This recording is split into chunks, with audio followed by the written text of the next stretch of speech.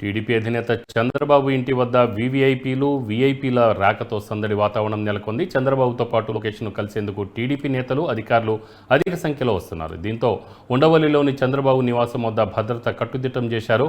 ఇదిలా ఉంటే మాజీ డీజీ ఏబీ వెంకటేశ్వరరావు చంద్రబాబును కలిశారు.